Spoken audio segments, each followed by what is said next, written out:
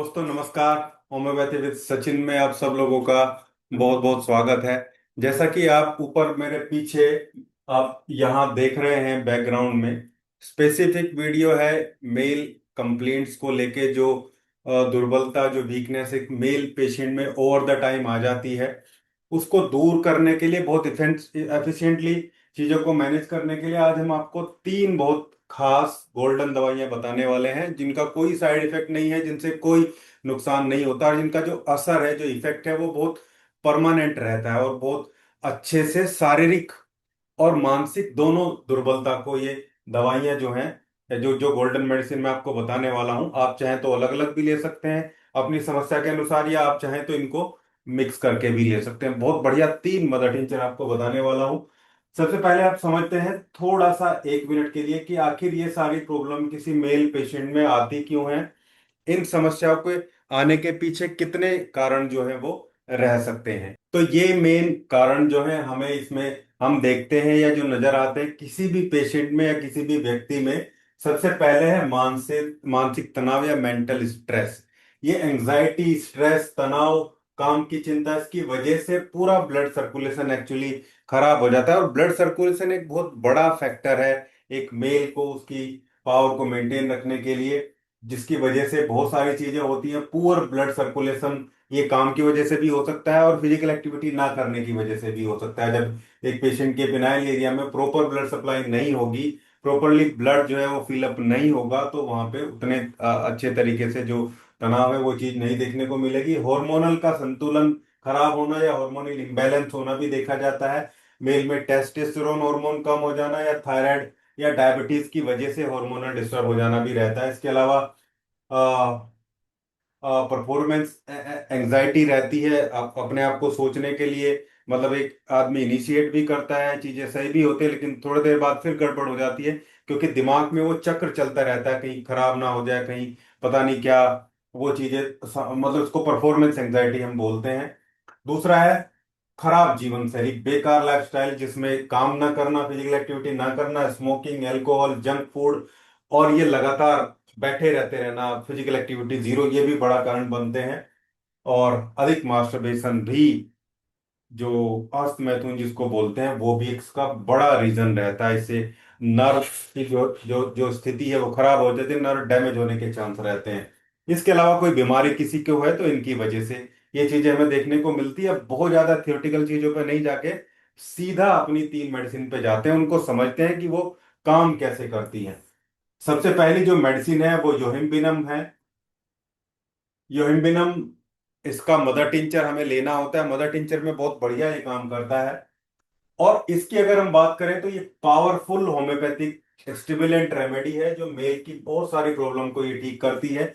ना केवल reproductive system system even nervous system, मानसिक स्थिति को भी एक मेल पेशेंट को ये बेहतरीन करती है। और एक नर्व स्टिमुलेंट है, नर्व को जो है वो स्टिमुलेट करता है, मजबूत करता है, पैरासिम्पैथेटिक नर्वस सिस्टम को एक्टिवेट करता है, जिससे ब्लड फ्लो प्रॉपरली इंप्रूव रहता है। और जो ईडी की प्रॉब्लम एक मेल मेल पेशेंट में देखने को मिलती है, उसको ये बहुत अच्छे से मैनेज करता है। और एक एक बड़ी चीज हम देखेंगे कि नाइट्रिक ऑक्साइड का जो प्रोडक्शन है उसको ये बढ़ाता है।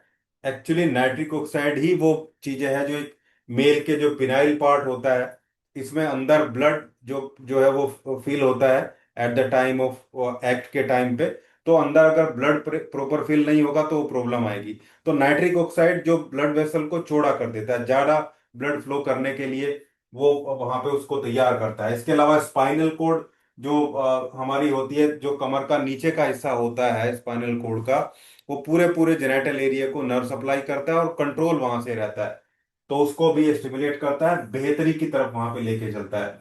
दूसरी बहुत अच्छी भारतीय दवाई है अश्वगंधा। आप लोग जानते भी हैं इसको, एक पावरफुल ये मेंटोनिक है, ताकतवर दवाई के रूप में इसको जाना जाता है, बहुत फेमस है इसके लिए।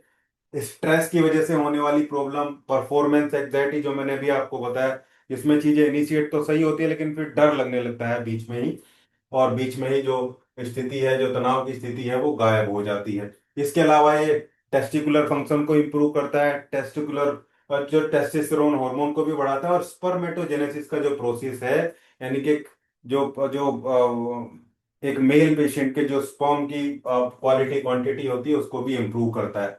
अश्वगंधा हाइपोथैलेमस पिट्यूटरी जो हमारे ब्रेन में होती है ग्लैंड, उनके एक्सिस को, उनको एक्सिस मतलब उनके गठजोड़ को, हाइपोथैलेमस पिट्यूटरी और गोनाड, गोनाड मतलब जो टेस्टिस एक मेल के होती है, इसके पूरे गठजोड़ को बैलेंस करता है, जिससे पूरा का पूरा जो ट्रैक है वो प्रॉपरली मैनेज रहे।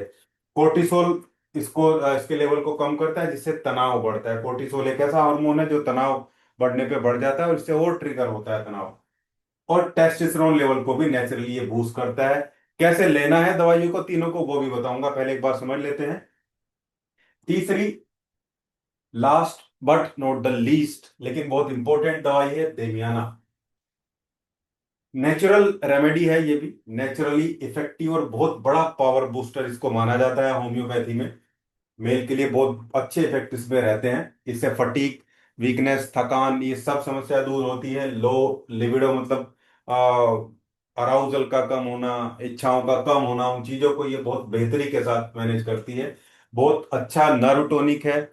मेंटल फोकस, कॉन्फिडेंस को बढ़ाता है, पेशेंट को कूल काम रखता है, परफॉर्मेंस एंजाइटी ना हो उसके लिए बेहतरी से दिमाग को ये तैयार करता है। देमियाना सैक्रल नर्व प्लेक्सिस को स्टिमुलेट करता है। सैक्रल मतलब वही लंबो सैक्रल, यानी कि कमर का निचला हिस्सा, उसका जो पूरा प्लेक्सिस है, जिससे पूरा आगे गोनाडल का जो एरिया है वो स्टिमुलेट होता है, उसको ये बैलेंस मेंटेन करता है, जिससे अराउजल के लिए अच्छा रेस्पॉन्स मिलता है, सारी चीजें बेहतर होती है। सेंट्रल नर्वस सिस्टम के साथ साथ ये एंडोक्राइन सिस्टम पे भी इफेक्ट रखती है, यानी कि जो हार्मोनल सिस्टम है एक मेल पेशेंट के लिए, उस पे भी इफेक्टिव रेमेडी है। ये तीनों दवाइयां बहुत खास हैं। जिसको केवल इसमें से कोई एक समस्या नजर आती है तो वो केवल एक दवाई का यूज करेगा। 10 बूंदे सुबह, 10 बूंदे दोपहर, 10 बूंदे शाम को। अगर केवल एक मेडिसिन से रिलेटेड प्रॉब्लम ही नजर आती है तो केवल एक लेगा। अदरवाइज इन तीनों का कॉम्बिनेशन बहुत बेहतरीन रहता है।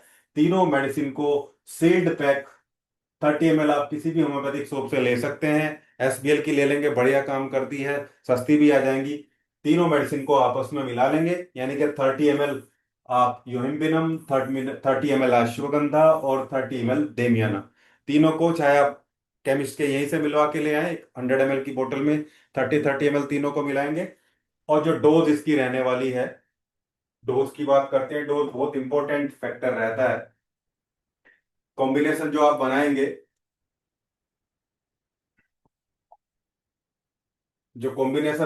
जो भी कॉम्बिनेशन हमारा बन रहा है, जो मैंने तीनों मेडिसिन का कॉम्बिनेशन आपको बताया है, अगर आप सिंगल मेडिसिन लेते हैं, इनमें से कोई भी सिंगल रेमेडी लेते हैं, तो मैंने बताया 10 ड्रॉप्स आधे कप पानी में डाल के दिन में 3 बार, 3 टाइम्स। और अगर कॉम्बिनेशन लेते हैं तीनों का, कॉम्बिनेशन ऑफ थ्री, ये जो तीनों मेडिसिन का कॉम्बिनेशन लेते हैं तो 15 ड्रॉप्स, 15 बूंदे दिन में 3 बार, 3 टाइम्स अ डे, आधे से 1 कप पानी में डाल के, और खाना खाने के आधा से 1 घंटा बाद इसको लेना चाहिए। बहुत सारी मेडिसिन ऐसी होती हैं जो कहीं ना कहीं इनमें से, क्योंकि कुछ दवाइयां खाने के पहले भी काम करती हैं बाद में भी, लेकिन जब आप कॉम्बिनेशन की बात करते हैं और जहाँ पे फिजिकल और मेंटल दोनों सिम्टम इंप्रूव हो, तो खाने के बाद ज्यादा बेहतरीन रहता है। आधा 1 घंटा या 40 मिनट बाद खाना खाने के तीनों टाइम आप इस कॉम्बिनेशन को ले सकते हैं, तीनों मेडिसिन, योम्बिनम, अश्वगंधा और डेमिया। बहुत इफेक्टिव रेमेडी है, आप इसको यूज करिए और बहुत बढ़िया रिजल्ट लीजिए। होम्योपैथी को आगे ऐसे ही बढ़ाते रहिए। ये था आज का वीडियो। उम्मीद करता हूँ वीडियो आप लोगों को अच्छा लगा होगा। वीडियो अच्छा लगा तो लाइक करिएगा, शेयर करिएगा और चैनल को सब्सक्राइब जरूर करिएगा। Thank you.